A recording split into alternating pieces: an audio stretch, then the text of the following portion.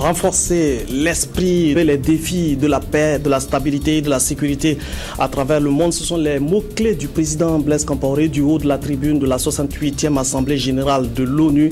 C'était le 25 septembre. Dans ce journal, des extraits de ce message au monde venu du Burkina Faso. Et puis le CITO 2013 ouvre ses portes, une vitrine ouverte sur les potentialités touristiques du Burkina et de l'Afrique de l'Ouest.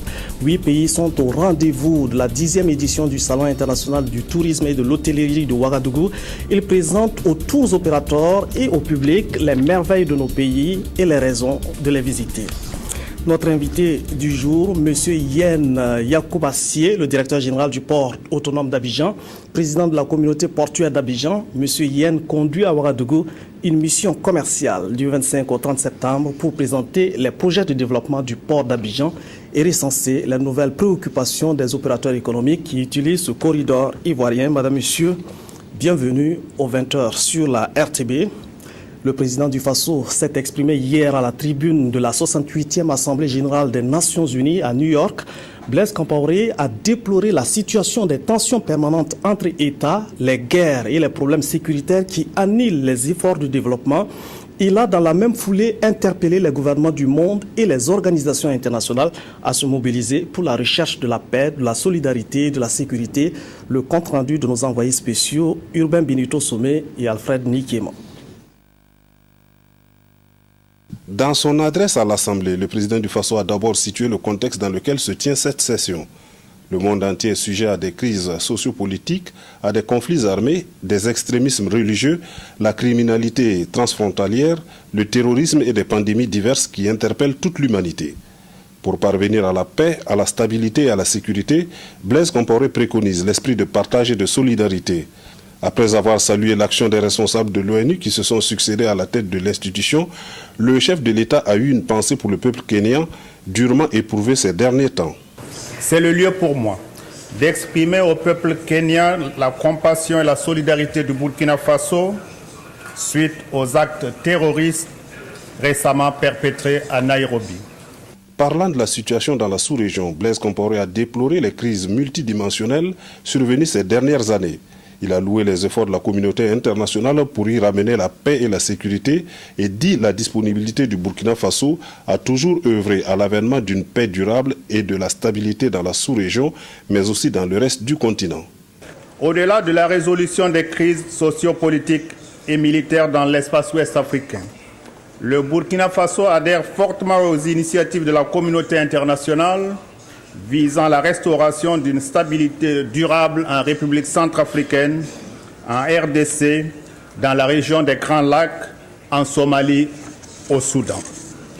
Quant à la question du Sahara occidental, mon pays soutient la recherche d'une solution politique acceptable par toutes les parties et réaffirme son adhésion à l'initiative du Maroc pour un statut d'autonomie de la région du Sahara comme alternative crédible et réaliste dans le dénouement de ce différend. Le président du Faso en appelle au dialogue permanent pour résoudre les différentes crises qui secouent le monde en différents endroits. La situation qui prévaut en République arabe syrienne appelle d'urgence à l'arrêt immédiat des hostilités et à la recherche de solutions politiques à la crise.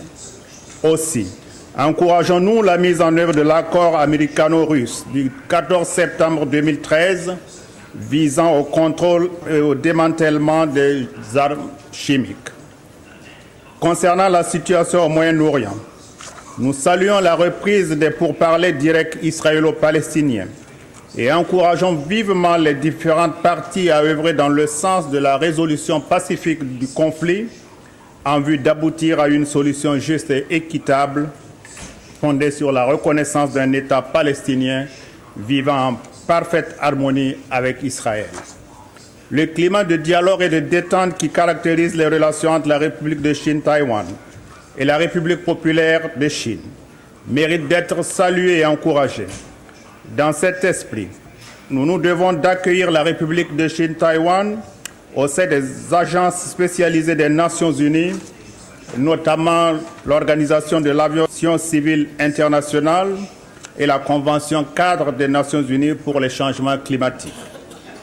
Nous saluons par ailleurs la contribution inestimable de Taïwan dans la mise en œuvre des objectifs du millénaire pour le développement en faveur des pays en développement comme le Burkina Faso. Pour une humanité plus épanouie et plus solidaire, dira-t-il, il importe que prévalent encore et toujours la paix, le dialogue et la stabilité préalables à toute action de développement. À Ouagadougou, les ministres des Finances de l'espace UEMOA se réjouissent de la croissance qu'affichent les 8 pays membres. Elle est de 6% et il faut maintenir cette dynamique. Les Argentins examinent dans cette perspective des dossiers de politique de mobilisation de ressources, de promotion de l'artisanat et de bonne tenue des institutions de l'Union. Le reportage de Jacques Lamissa Tarpaga. L'économie de l'espace UEMOA connaît une croissance de 6,4% selon les derniers chiffres.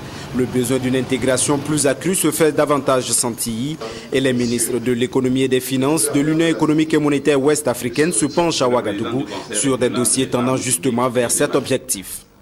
C'est ainsi qu'il nous est soumis pour approbation la situation sur l'état d'avancement des initiatives en faveur de la mobilisation des ressources concessionnelles pour le financement du logement et de l'immobilier dans les pays de l'UEMOA, ainsi qu'une série de textes relatifs notamment au domaine de l'artisanat, de l'aviation civile, de la libre circulation et du droit d'établissement des architectes de notre espace. Nous aurons également à nous pencher sur des dossiers relatifs au fonctionnement de nos institutions, parmi lesquels figure, entre autres, le rapport sur la situation économique et monétaire de l'UEMOA au 30 juin 2013, les rapports de la Cour des comptes de l'UEMOA pour les exercices 2008 à 2011, ainsi que l'état de mise en œuvre du plan d'action pour la préservation et la consolidation de la viabilité du secteur de la microfinance dans notre Union. Ce troisième conseil ordinaire des ministres statutaires de l'UEMOA se tient dans un contexte économique marqué par l'installation tardive des pluies dans les États sahéliens membres, ont reconnu les ministres. Cela présage des récoltes relativement mauvaises. Les organes et les institutions de l'Union s'attellent donc à renforcer la synergie de leurs actions pour faire face à ce défi. Pendant ce temps, les députés de la Commission des finances des parlements de l'UEMOA tenaient également à Ouagadougou une assemblée générale constitutive. Cette association se donne pour mission de veiller à la mise en œuvre de la directive de l'UEMOA portant à harmonisation des lois de finances. Kwame Bama et Anna Lucie Kéré. Ils sont venus du Niger et du Sénégal pour prendre part à l'assemblée constitutive de l'ACOFIP, l'association des commissions chargées des finances publiques des parlements des pays de l'espace UEMOA, l'Union économique et monétaire ouest-africaine. Avec leurs collègues parlementaires burkinabés, ils échangeront notamment sur l'état de la mise en œuvre de la directive de l'UEMOA portant harmonisation des lois de finances. Ce thème sera développé par un représentant de la commission de l'UEMOA avant l'élection des membres du bureau de l'association. Cette intégration que nous avons tous voulu au sein de l'UEMOA nous a conduit donc à avoir l'idée de créer cette association de façon premièrement à accompagner nos États dans le cadre donc, de l'intégration et en plus accompagner l'UEMOA dans le cadre donc, de l'harmonisation de différentes politiques en matière de gouvernance financière. Le 5e vice-président, représentant le président de l'Assemblée nationale, s'est attardé sur les objectifs poursuivis par l'association qui sont tous nobles. Créer et entretenir un courant d'échange permanent entre les membres de l'association en vue de promouvoir et de soutenir toute initiative visant la transparence dans la bonne gestion des finances publiques au sein de nos pays respectifs. Capitaliser les expériences réussies de vos membres, vous impliquer activement dans le processus de mise en œuvre des directives de l'UEMOA sur les finances publiques, renforcer les capacités de vos membres et enfin établir des liens d'amitié et de coopération avec d'autres partenaires. Les députés des commissions chargées des finances publiques qui entendent accompagner la commission de l'UEMOA prévoient, dans le cadre de leurs activités, des actions qui visent le renforcement des capacités de leurs membres. Le CIAO sera pendant 4 jours aux couleurs du CITO, une plateforme de promotion de l'industrie du tourisme et de l'hôtellerie. 8 pays de la sous-région participent au salon qui est à sa 10e édition. Cette année, c'est aussi le lieu de la réflexion et de la prospection de stratégies d'intelligence économique pour mieux positionner la destination Burkina et Afrique de l'Ouest. Cette année, les opportunités des technologies de l'information et de la communication pour la promotion de l'industrie du tourisme feront l'objet des atouts et des échanges ainsi que des débats. Le reportage est signé de Abdoul Rasmane Zongo. Prestation de troupes du Burkina Faso, du Niger et du Tchad comme pays invités d'honneur, mettant en exergue la diversité culturelle, discours et coupures de ruban, voilà ainsi le cérémonial inaugural du 10e Salon international du tourisme et de l'hôtellerie de Ouagadougou, SITO. Les 150 stands peuvent maintenant offrir leur apparence, particularité et contenu à l'admiration des personnalités et invités présents. Le président de la cérémonie nous donne son sentiment sur l'événement et l'importance du secteur touristique. Je voudrais saluer la pertinence du thème qui associe justement le développement du tourisme aux technologies de l'information et de la communication qui constitue aujourd'hui, je pense, le premier support de promotion du tourisme donc, dans le monde. Donc il est tout à fait normal. Et il faut que nos tours opérateurs, que tous ceux qui évoluent dans le secteur du tourisme mettent vraiment en avant, investissent beaucoup dans les technologies de l'information et de la communication. Alors en visitant ces stands, je sens compte que d'année en année, il y a de l'amélioration, il y a des innovations. Acteurs et professionnels du tourisme et de l'hôtellerie vont se pencher pendant 4 jours sur les technologies de l'information et de la communication comme vecteur de promotion et de diffusion de l'image touristique. Qui dit tourisme dit nécessairement des actions de marketing et de promotion à l'intérieur, mais surtout à l'extérieur. C'est pour cela qu'il était important que nous puissions attirer l'attention non seulement des professionnels, mais également des décideurs, et pour que nous puissions vraiment développer ces technologies de l'information et de la communication, qu'on puisse les utiliser au profit du tourisme. 8 nations, 8 tours opérateurs et agences de presse spécialisées ont confirmé leur présence à l'édition 2013 du SITO, qui prend fin ce dimanche et vise globalement à mieux vendre la destination Burkina Faso. Les autorités portuaires du Ghana étaient ce matin à l'écoute des opérateurs économiques burkinabés sur les problèmes qu'ils rencontrent sur les ports de Tema et de Takorodi. Un forum pour comprendre les clients et envisager des solutions pour faciliter les activités de fret sur le corridor ghanéen. Reportage Bouma Ernest Nebier. Ce forum fait partie des activités phares de cette semaine commerciale organisée par les autorités portuaires du Ghana. Il vise 2 objectifs majeurs, présenter les avantages du corridor ghanéen et trouver des solutions aux problèmes que rencontrent les opérateurs économiques burkinabés sur les ports de Tema et de Takoradi.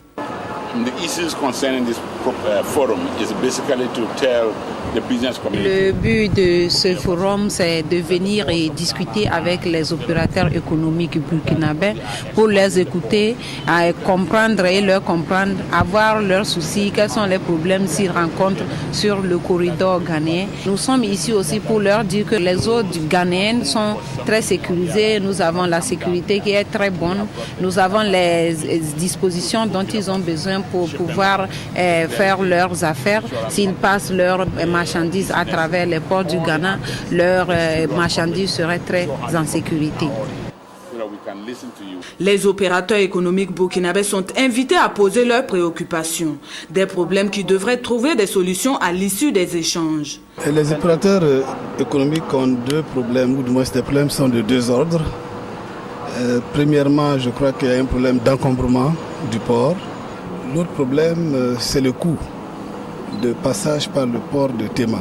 De plus en plus, nous avons donc la TVA qui est perçue sur les marchandises en transit qui passent par le port d'Accra ou de Tema.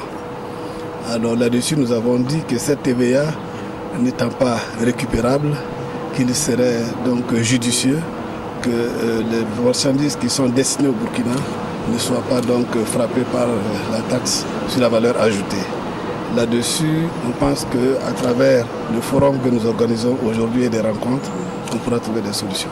Les autorités ghanéennes veulent entamer un projet d'extension des ports de Tema et de Takoradi en vue de l'amélioration de la qualité de leurs services. À ce forum, les hommes d'affaires burkinabés sont appelés à faire des suggestions qui seront prises en compte dans ce projet. Le directeur général du port autonome d'Abidjan est également présent à Ouagadougou avec une forte délégation pour parler également aux opérateurs économiques burkinabés. Et il est présent sur ce plateau, M. Yen Yakoubassier, bonsoir. Bonsoir. Qu'est-ce que vous venez dire aux opérateurs économiques burkinabés, surtout quand vous allez les rencontrer le vendredi 27 septembre, demain donc? Merci. Je voudrais commencer par remercier les responsables de la RTV qui nous donnent l'occasion de nous adresser à travers ce plateau aux frères et sœurs burkinabés en général et aux opérateurs économiques en particulier. Merci donc de nous donner l'opportunité de dire que nous sommes là depuis hier à la tête d'une forte délégation de la communauté portuaire d'Abidjan dont je suis le président. Et nous sommes venus dire merci aux Burkinabés qui ont été aux côtés de la Côte d'Ivoire durant les 10 années difficiles que nous avons traversées, aux côtés de la Côte d'Ivoire et utilisant même le corridor ivoirien malgré les problèmes. Et ça a été un signe de solidarité par rapport à nos difficultés. Aujourd'hui, 2 ans après la sortie des crises, nous venons leur dire merci parce qu'en temps, le trafic avec le Burkina a connu une forte hausse. Ils sont passés à 72% entre 2011 et 2012. Et au premier semestre, nous avons une croissance de 30% par rapport à 2012. C'est dit que la confiance revient, les opérateurs économiques burkinabés reviennent, mais nous avons conscience qu'ils viennent en Côte d'Ivoire parce qu'ils ont le cœur ivoirien, mais ils ont aussi des difficultés. Et notre venue servira justement à écouter et à adresser ces difficultés-là, de sorte à ce qu'en réfléchissant ensemble, on puisse améliorer les conditions de passage de la marchandise burkinabé par le port d'Abidjan. Justement, beaucoup d'opérateurs économiques se plaignent des problèmes d'espace, mais aussi du temps que l'on perd, par exemple, pour sortir les marchandises du port. Effectivement, comprenez qu'à ce niveau, les échanges nous permettent parfois de clarifier les choses. L'encombrement, c'est un problème lié à des pics. Il y a des moments où, effectivement, en période de carême, par exemple, où les commandes de denrées alimentaires sont à leur pic, et à ce moment-là, forcément, on trouve des encombrements dans le port, mais comprenez que le port, c'est comme les voiries. On ne dimensionne pas les choses pour les pics, on dimensionne pour les moyennes. Les pics coûtent tellement cher qu'on ne pourra pas faire un port pour accueillir toute marchandise de pics en tout temps. On fait ce qui est nécessaire pour le temps en temps normal, et en temps particulier les pics, on les gère, je ne dirais pas comme on peut, mais le mieux possible. Et à ce niveau, on tente à chercher des espaces en dehors du port.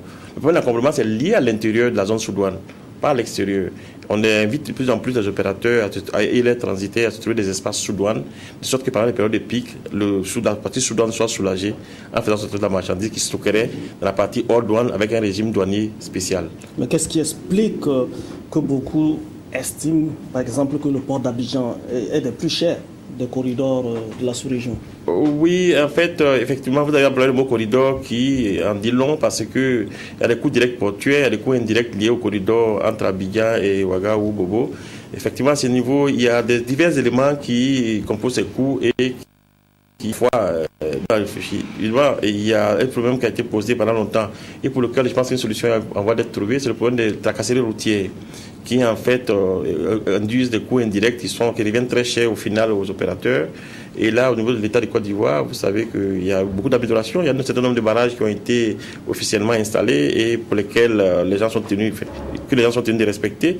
Mais il se trouve parfois quand même qu'il y a des personnes indélicates et l'État a créé une brigade anti-raquette qui est en charge justement de faire en sorte qu'il n'y ait pas ces barrages parallèles parce que ces barrages parallèles greffent un peu les coûts de passage. Ça, c'est un élément. Un autre élément, c'est l'interaction au niveau des opérateurs. Aujourd'hui, la Chambre de commerce burkinabé et ivoirienne ne sont pas arrivés à signer une convention relativement au trieux. Tant et si bien qu'il y a une double perception au niveau des taxes relativement à la convention UEMOA. Et les réunions qu'on a eues ce soir avec ces différentes chambres nous permettent d'espérer que assez rapidement les gens trouveront un peu un terrain d'entente parce que l'UEMOA prévoit une convention entre les chambres de commerce des deux pays pour fluidifier un peu le trafic et sécuriser un peu le corridor ivoirien.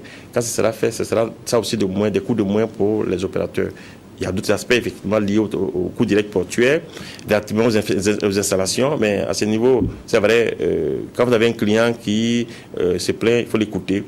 On l'écoute en même temps en disant que nous, on est prêt à faire l'effort qu'il faut pour trouver un compromis entre l'intérêt des opérateurs et l'intérêt des autorités portuaires que nous sommes.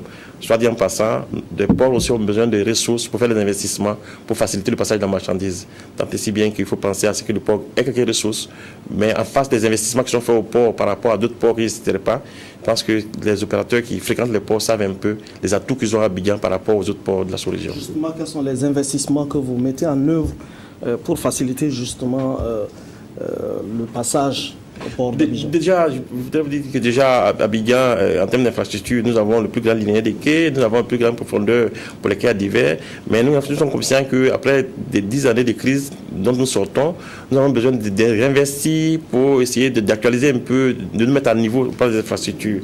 Et beaucoup de projets sont en cours. Il y a, vous connaissez peut-être pas notre configuration de notre port, mais le port d'Abidjan est lié, c'est un port lagunaire qui est lié à la mer par un canal. Et ce canal a été creusé dans les années 50 et aujourd'hui, les caractéristiques ne sont pas très favorables au passage des grands navires. Nous avons un projet qui est bien avancé pour élargir ce canal, pour pouvoir accueillir les grands navires. Nous avons la création des terres pleins parce qu'en fait, vous n'avez pas de d'encombrement, c'est lié au fait qu'il n'y a pas beaucoup d'espace pour installer les opérateurs. Il y a des terres pleins qui sont en projet de création. Nous avons créé une trentaine d'hectares. Les financements sont obtenus. D'ici 1-2 ans, 1-2 années ou plus, on va avoir ces terres pleins-là. Il y a le problème des parkings pour lequel les camionneurs se plaignent. Le port a acquis des terrains. Les investissements seront mutualisés de sorte que les parkings seront faits et avec le port et avec les opérateurs qui seront actionnaires dans la société de gestion des parkings. Tout ça, l'un dans l'autre, je pense qu'il y a des soucis, mais nous travaillons tous ensemble à ce qu'au fur et à mesure que le temps passera, que ce problème-là ait le moins de précautions possible sur le passage de la marchandise par le corridor ivoirien. Une dernière question, que représente le port autonome d'Abidjan pour l'approvisionnement des pays de l'Interland comme le Burkina et les autres pays? Vous comprenez que le port d'Abidjan, déjà même, on le dit, ce port naturel du Burkina, parce qu'en fait, c'est pas un mot creux, c'est une réalité. Le canal de Vridi a été creusé et par les Ivoiriens et par les Burkinabés. Si vous rentrez un peu dans l'histoire, vous le saurez. Et ce port a été conçu, lié un peu au chemin de fer qui faisait déjà l'Aran, qui faisait Abidjan, Niger, qui n'est pas arrivé au Niger, qui est resté vers Kaya. Mais déjà, à l'origine, le port a été créé et pour le Burkina, et pour la Côte d'Ivoire, et pour le Mali, et pour le Niger. Et ça ne peut pas changer, c'est comme ça, et c'est pour ça qu'aujourd'hui, tout ce que nous le faisons en nous considérant comme un port sous-régional. On ne travaille pas que pour l'économie ivoirienne, on travaille pour l'économie sous-régionale. Et les capacités installées à Abidjan sont pour la sous-région. Et notre objectif est de faire en sorte que tous ces Burkinabés opérateurs qui ont toujours été avec nous, qui ont été avec nous dans les moments difficiles, en solidarité avec la Côte d'Ivoire, la Côte d'Ivoire qui répand aujourd'hui des couleurs avec l'avènement au pouvoir du président Alassane Ouattara depuis 2010. Cette Côte d'Ivoire qui prend des couleurs, elle travaillera pour la sous-région et le port d'Abidjan suivra parce que c'est une infrastructure économique de pointe. On dit être poumon de l'économie ivoirienne, mais ce n'est pas que le poumon de l'économie ivoirienne, c'est le poumon de l'économie de la sous-région. Et notre rôle est de faire que ce poumon puisse respirer l'air le plus possible. Merci, M. Yen Yacoub Sié, directeur général du port autonome d'Abidjan et de la communauté portuaire d'Abidjan pour ces éclairages. Merci bien. Les librairies prospèrent en cette veille de rentrée scolaire, mais exercent-elles leur commerce dans les règles de l'art? Les services techniques du ministère de l'Industrie, du Commerce et de l'Artisanat effectuent depuis le début du mois de septembre des contrôles pour vérifier, pour voir si les marges bénéficiaires ne sont pas excessives et puis également pour se rendre compte du respect des lois de la concurrence qui interdisent que des grossistes soient en même temps vendeurs détaillants. Sur 9 librairies contrôlées, une a été épinglée. Reportage de Adama Koulibaly. Depuis le 9 septembre dernier, les vérificateurs du ministère de l'Industrie, du Commerce et de l'Artisanat ont entrepris une série de contrôles des prix des fournitures scolaires auprès des importateurs grossistes. Ce contrôle s'inscrit dans le cadre de la mise en œuvre des mesures gouvernementales de lutte contre la vie chère. Et l'une des actions fortes à mener consiste à renforcer le dispositif opérationnel de contrôle du ministère de l'Industrie, du Commerce et de l'Artisanat. Nous allons renforcer de sorte à maîtriser la hausse des prix. Vous savez que nous sommes dans une période de vie chère et il nous faut maîtriser cette tendance inflationniste des prix afin de soulager les populations. Le bilan à mi-parcours de cette opération présenté au cours de cet échange avec les journalistes fait le point suivant. Sur 9 libraires grossistes contrôlés dans la ville de Ouagadougou, une a été épinglée car vendant à la fois en gros et au détail, toutes choses contraires aux engagements pris par ces derniers au mois de mars. C'est un importateur au fait.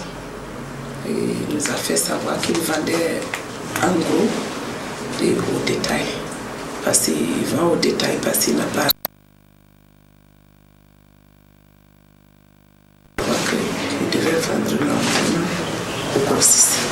c'est un importateur. Nous avons réclamé les dossiers d'importation et présentement nous sommes en train de traiter ça. Et à l'issue du traitement, nous allons faire un procès verbal. Nous allons remettre à notre supérieur et c'est à lui de prendre la décision. Pour les autres, des infractions telles la non-indication du prix de vente maximum autorisé ou encore le non-respect des règles de facturation ont été relevées. Les sanctions encourues par ceux qui seront reconnus coupables au terme des procédures vont des amendes à la fermeture pure et simple des magasins. Comment guider les jeunes dans la création d'emplois par les résultats de la recherche? C'est le thème d'un panel organisé dans le cadre d'un symposium sur la valorisation des résultats de recherche et des innovations en Afrique. Il est question d'amener les jeunes à s'approprier les résultats de recherche qui offrent des possibilités de création de petites et moyennes entreprises. Nyarkite Da, reportage. La jeunesse face au défi de création de moyennes et petites entreprises. Les débats sont lancés sur les opportunités d'entrepreneuriat que les résultats de recherche offrent aux jeunes.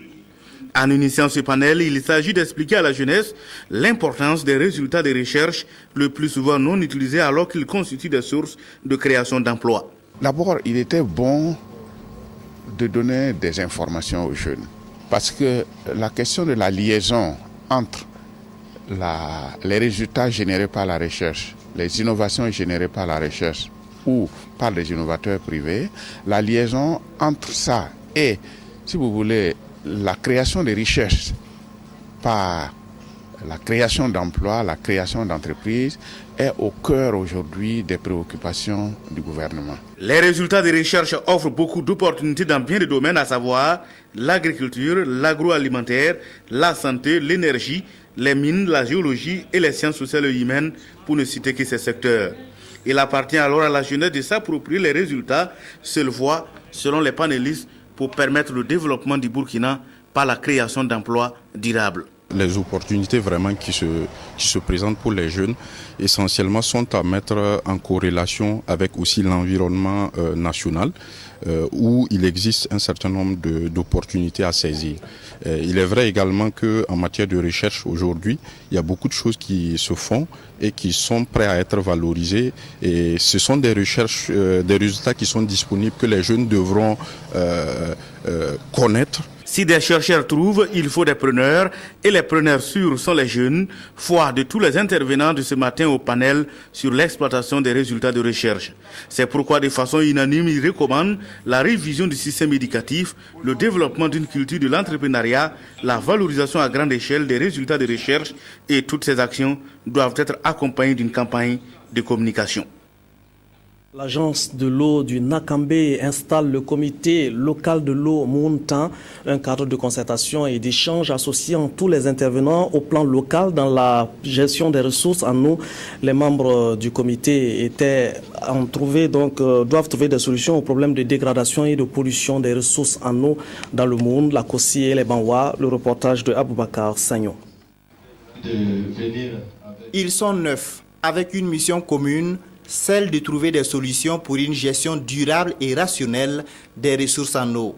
Ces membres du comité local de l'eau Muhunta sont issus de l'administration locale, des collectivités territoriales, des ONG et projets du domaine de l'eau, des autorités coutumières et religieuses et des organisations de producteurs. Cellule locale de l'agence de l'eau du Muhun, ils doivent, par la concertation avec les différents acteurs, endiguer les phénomènes de dégradation des berges des cours d'eau, d'ensablement, de pollution et de prolifération des végétaux nuisibles à la survie des ressources en eau. À cela, il faut ajouter une nouvelle activité qui s'est ajoutée dans l'ensemble du pays et notamment dans notre bassin, c'est l'orpaillage. Et comme vous savez, l'orpaillage entraîne deux phénomènes très négatifs en termes de préservation des ressources en eau, à savoir d'abord l'ensablement. On a constaté aussi un grand phénomène, c'est le déversement des produits connus tels que le mercure et beaucoup d'autres produits chimiques qu'on ne connaît pas et qui sont utilisés dans le cours d'eau. La tâche semble être ardue mais pas impossible pour le comité local de l'eau Muhunta qui couvre 4 communes dans les provinces du Muhun, de la Kossi et des Banwa. Je pense que la priorité serait d'abord l'organisation. Tout part de l'organisation. Une chose est de mettre une structure en place, une autre est de la faire fonctionner. Et nous ménagerons aucun effort pour que, en tout cas, le comité puisse être bien organisé afin de répondre aux attentes. L'installation du comité local de l'eau Muhunta s'inscrit dans le processus de mise en œuvre de la gestion intégrée des ressources en eau dans les bassins du Mouhoun et de la Komoé au titre de la composante gestion en eau et irrigation du projet développement de l'agriculture du MCA Burkina Faso. À quelques jours de la reprise des cours dans les universités publiques, les associations étudiantines réunies au sein d'une coalition ont effectué une revue des dernières mesures gouvernementales en faveur de l'amélioration des conditions académiques de vie et d'études. À leurs yeux, l'action du gouvernement est salutaire, mais beaucoup reste à faire. Et la coalition fait des propositions pour une sortie durable de crise. Moussaki et c'est Sylvestre Da. À l'université de Ouagadougou, membre et responsable de l'UNARES, du MEFA, de l'USB, de l'UNEF et de l'ASEF, au sein de la coalition des associations estudiantines, sont en assemblée générale. Ces étudiants apprécient les dernières mesures gouvernementales prises pour l'amélioration de leurs conditions académiques de vie et d'études.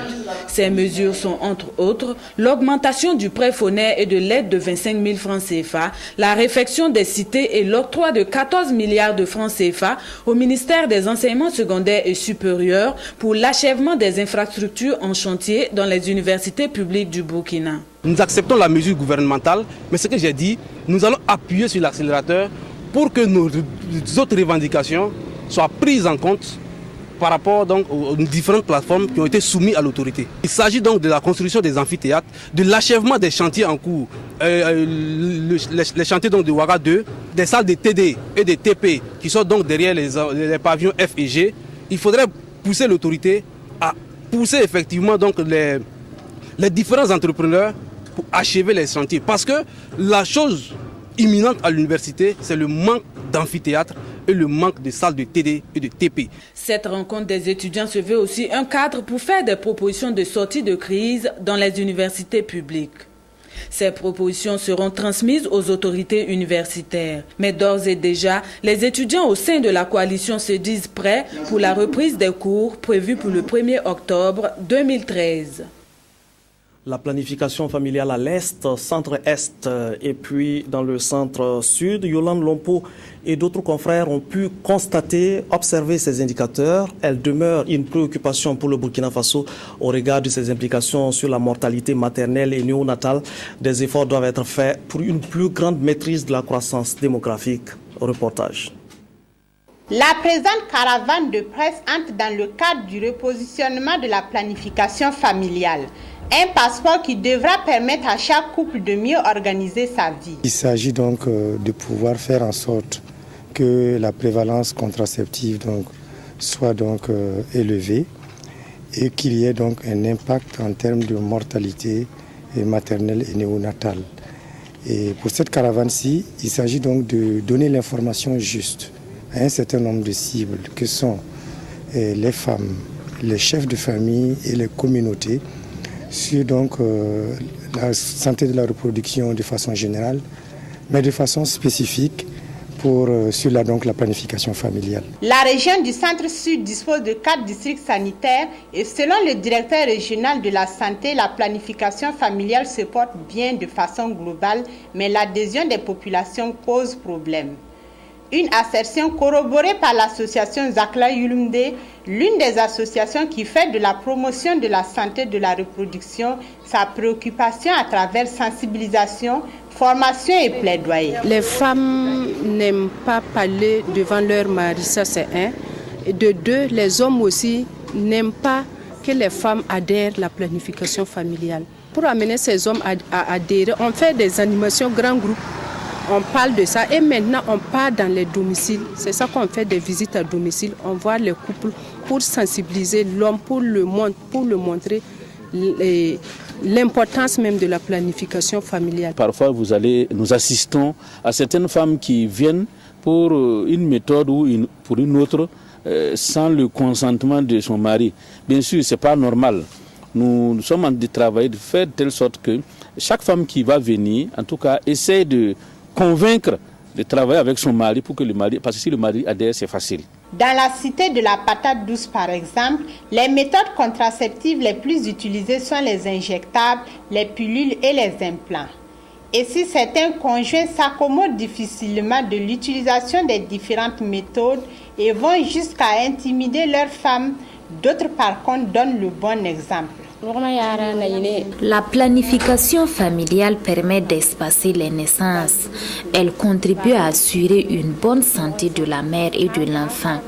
Elle permet à la mère de mieux prendre soin de ses enfants et de bien travailler. Si j'ai choisi l'injectable comme méthode contraceptive, c'est parce que mon mari y consent.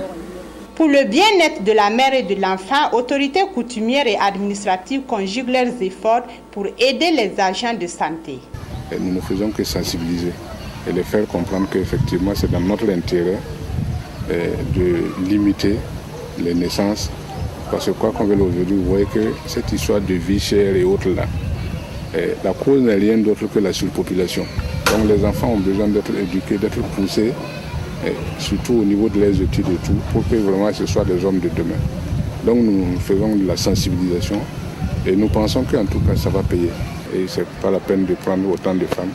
Donc moi-même je suis un exemple. Et pour Martine Ilboudo du village de Dagouma, qui a connu tardivement les avantages de la planification familiale après 13 accouchements, aucune de ses jeunes sœurs ne devrait demeurer dans l'ignorance. À Bobo Dioulasso, la maison Casa Sara s'ouvre pour le bonheur d'une vingtaine d'enfants. Ce sont des enfants en difficulté que la justice et le ministère de l'Action sociale et de la solidarité nationale a confié au nouveau centre d'accueil qui a été construit à plus de 100 millions de francs CFA. Sanouan Christine Koulibaly a suivi la bénédiction et l'inauguration de la nouvelle résidence pour enfants en difficulté. À l'image de ces deux drapeaux côte à côte, ce sont deux pays amis, le Burkina et l'Italie, qui fédèrent leurs énergies pour venir en aide aux couches les plus vulnérables du Burkina, notamment à cette vingtaine d'enfants de la maison famille Casa Sara. Implantée sur une superficie de 20 hectares, cette nouvelle résidence a coûté une centaine de millions de francs CFA à l'ONG Tempus, qui n'est pas à son premier chef au Burkina. Même si l'association Tantemani Père est présente au Burkina depuis longtemps, avec des petites structures comme le centre Idancé, la maison des poussins, maintenant il dit finalement on a une structure un peu plus grande et plus adaptée pour vraiment accueillir les enfants en difficulté. Des enfants en difficulté confiés pour la plupart par la justice et l'action sociale à la Casa Sara, la case d'accueil de solidarité et d'accompagnement. Une structure qui se donne pour mission d'offrir un environnement familial et plus de possibilités aux plus démunis. Voyons chaque fois les enfants arriver chez nous avec leur histoire, leur grand poids. Et on souhaite et on imagine, on rêve le meilleur pour eux. Donc, on est heureuse de les voir heureux quand ils sont dans leur chambre, dans leur lit et finalement ils ont leur espace comme il faut. Ils sont plus de 2 100 000 au Burkina à avoir besoin d'un appui, soit en vivre, soit en santé, soit en encadrement, en éducation. Et donc, l'inauguration d'une telle structure constitue vraiment pour nous un appoint dans la mesure où, de manière pratique et opérationnelle, on l'a vu, c'est une structure qui constitue un relais pour notre département. Situé dans la commune rurale de Pény, ce centre n'est qu'une branche de la structure qui a également un centre d'accueil pour filles mères. Aujourd'hui, la maison famille a fait du bien-être des tout-petits sa priorité. À Matiakwali, dans le Gourma, 2500 personnes sont déclarées sinistrées après les pluies des 16, 17 et 18 août dernier. Elles ont pratiquement tout perdu et ont besoin d'assistance. Après le ministère de l'Action sociale et d'autres structures, c'est l'Ocades Caritas qui vole à leur secours avec des provisions de vivres. Oswald Gaïtan Segda et Oumou Sissé. Reportage. Plus d'un mois après les inondations, les secours et particulièrement l'assistance alimentaire se poursuivent à Matiakwali. Après avoir tout perdu, les sinistrés s'en remettent aux bonnes volontés et l'ONG Ocades Caritas de Fada leur vient en aide avec du riz, du maïs et du mil. L'OCADES en tant que structure est d'office une structure qui est appelée à accompagner les personnes qui sont dans les difficultés, à accompagner les personnes qui sont dans les urgences. Et la situation qui s'est présentée au niveau de Matiakwali était quand même assez bouleversante au regard des dégâts que cela a pu créer, au regard surtout du nombre de personnes. Je crois qu'aujourd'hui nous sommes à plus de 500 ménages qui ont été touchés et cette situation interpelle l'OCADES en tant que structure et nous voulons voir dans quelle mesure nous pouvons contribuer pour soulager la peine des gens. Du côté des bénéficiaires, le geste de l'ONG s'apprécie positivement. Je ne fais qu'à remercier l'OCADES et la paroisse de Kanchari du geste qu'ils ont fait. Très bien même, je les remercie quoi. Après l'aide alimentaire, le souci principal des sinistrés est de reconstruire le marché, les champs et les concessions afin de retrouver une vie meilleure. Le monde du sport endeuillé avec la disparition de Abel Isaac Traoré, un monsieur bien connu dans les milieux du football et de l'architecture. Il a dirigé l'Étoile filante de Ouagadougou de 1977 à 1985. Il a tiré sa révérence le 23 septembre dernier. Issaka Ouedraogo et Victorien Marienne nous reparlent de la vie de ce passionné de football qui repose à jamais au cimetière de Gonguin. L'architecte président de l'Étoile filante de Ouagadougou s'en est allé à jamais. Abel Isaac Traoré, l'architecte urbaniste, formé à l'École nationale supérieure des beaux-arts de Paris et président de l'Étoile filante de Ouagadougou de 1977 à 1985, est décédé le mardi dernier à Ouagadougou. Le plus humble des humbles a tiré sa révérence à 75 ans, laissant parents, amis, confrères et les bleus et blancs dans le désarroi. Ce qui nous laisse, qui est plus grand et important, c'est l'humilité. C'est un homme qui n'aime pas le matu vu et qui aime agir donc en douce. Et c'est surtout ça qu'on retient de l'homme qui est resté égal à lui-même, de toute façon humble et toujours au service.